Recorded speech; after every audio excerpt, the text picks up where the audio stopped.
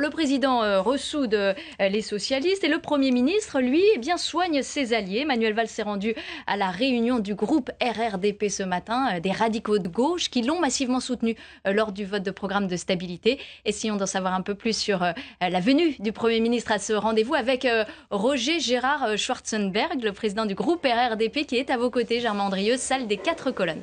Oui, exactement. C'est pendant quasiment 2 heures que Manuel Valls vous a reçu ce matin. Alors tout simplement, que vous a-t-il dit lors de cette réunion? Que vous a-t-il promis peut-être? Nous avons eu le plaisir de le recevoir en fait à l'Assemblée nationale en réunion de groupe, le groupe radical dont je suis le président. Alors Manuel Valls a bien voulu rester 2 heures entières avec nous et décommander d'ailleurs un rendez-vous qu'il avait à 12h30 ailleurs, de manière à pouvoir rester vraiment pendant 2 heures. Est-ce que c'est un remerciement pour avoir voté massivement le pacte de responsabilité? Il a besoin de votre soutien, c'est crucial aujourd'hui pour lui. Je ne sais pas si c'est un remerciement. Moi, c'est la 3e fois que je le vois en 5 semaines, en tant que Premier ministre, soit à Matignon, soit ici, devant le groupe. Mais c'est vrai que les voix du groupe radical sont indispensables à l'obtention d'une majorité absolue de gauche à l'Assemblée nationale. Sans nous, il n'y a pas de majorité absolue possible, à gauche en tout cas. Et c'est quelque chose qui est évidemment remarqué, observé.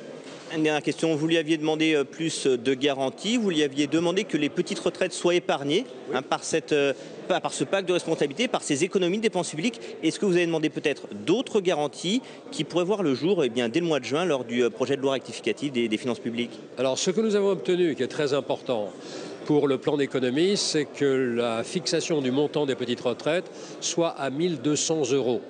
Pas trop bas, de manière que échappe au gel la moitié environ des retraités, c'est-à-dire 6 500 000 retraités.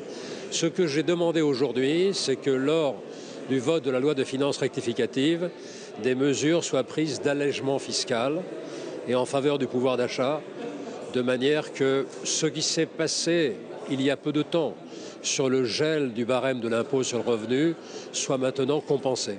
Plus de lisibilité pour les contreparties du pacte de responsabilité. Que vous a-t-il répondu brièvement? Également aussi, il en est tout à fait d'accord, mais c'est vrai que le pacte de responsabilité qui consiste à fournir 30 milliards d'euros aux entreprises doit s'accompagner de contreparties en matière d'emploi et d'investissement. Donc il faut définir avec précision ces contreparties et contrôler leur application par les entreprises, par les instruments comme l'Observatoire des contreparties. Merci. Merci Germain Andrieux.